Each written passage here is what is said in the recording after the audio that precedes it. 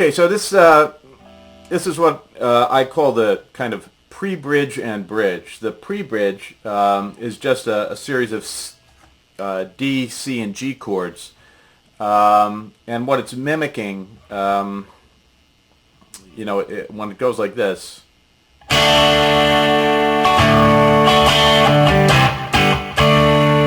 What it is this portion of the chorus that goes.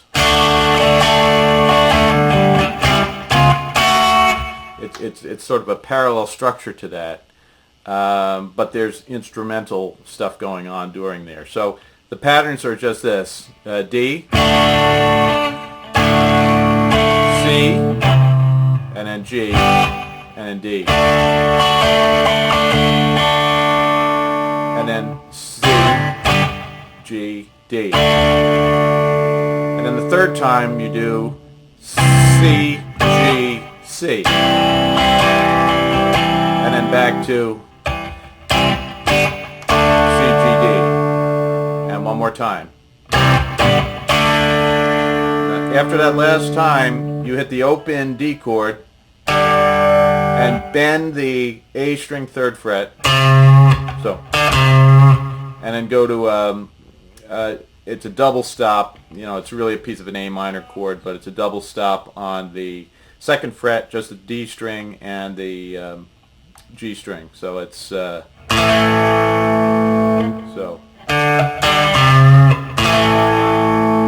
and then just those same pieces of a D chord, just the D and the and the G string. So.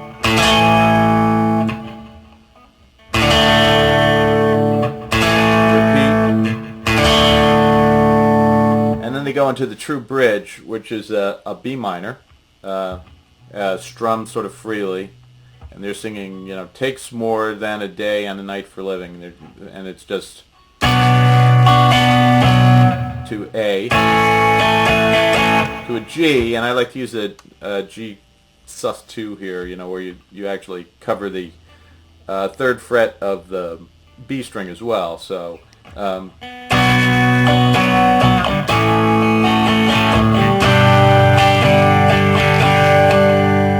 then A and B minor,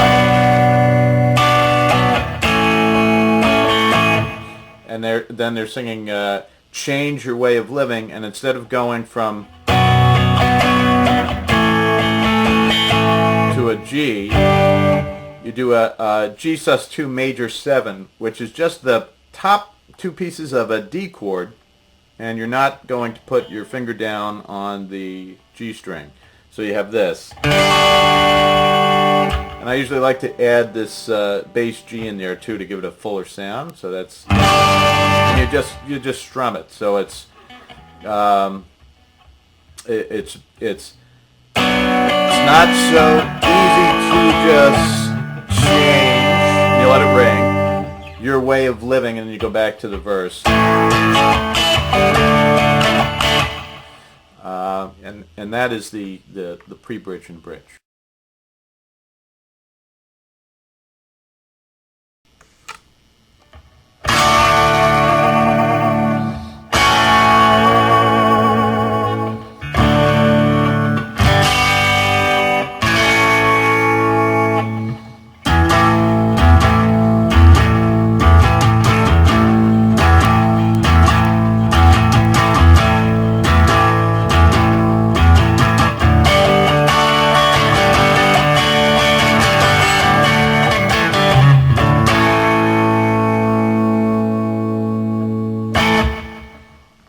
Okay, that is the what's played during the final solo in the song. The first part, when they're doing just a D chord and an A chord with a tremolo bar, if you got it, and that would just be.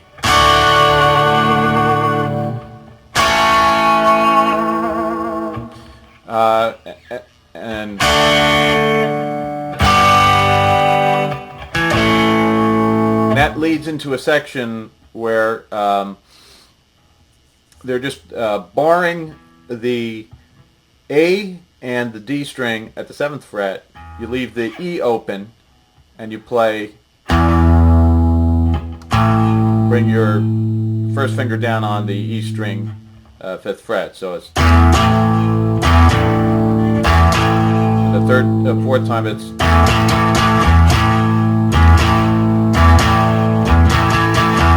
and if you want to bar further and get the A, the D, and the G, and occasionally pick up these notes, that sounds true to the record. So you can be playing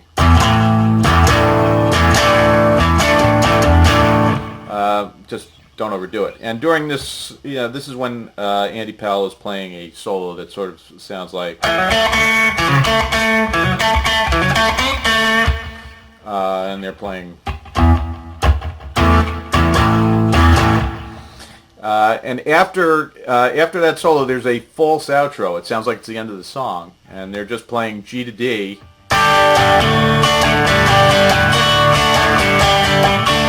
And then they've got a rundown where it's just D string 2nd fret, D string open, A string 3rd fret with a bend, half bend, and open. So, and you can play the sort of the Pete Townsend version of the A chord, where instead of just playing you can actually put your pinky on the B and the E string 5th fret and get a really nice chord. So that would be like but then there's a pause, and then they go back to the verse of, So we'll get to the real outro next.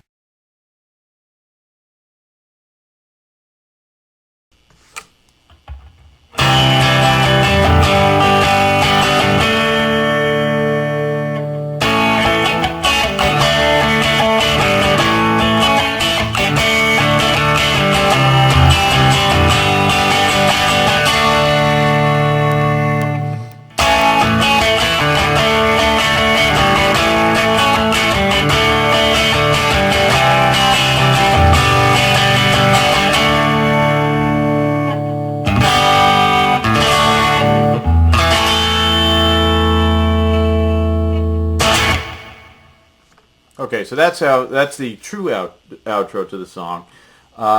Basically just strumming a C, a G, and then a D and let it ring.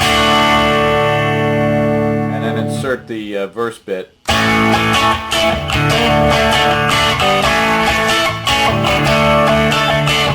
And then go back, you do that twice, and then go back to, and you do that a total of 3 times, back and forth between those two. And then the last time, after you've played,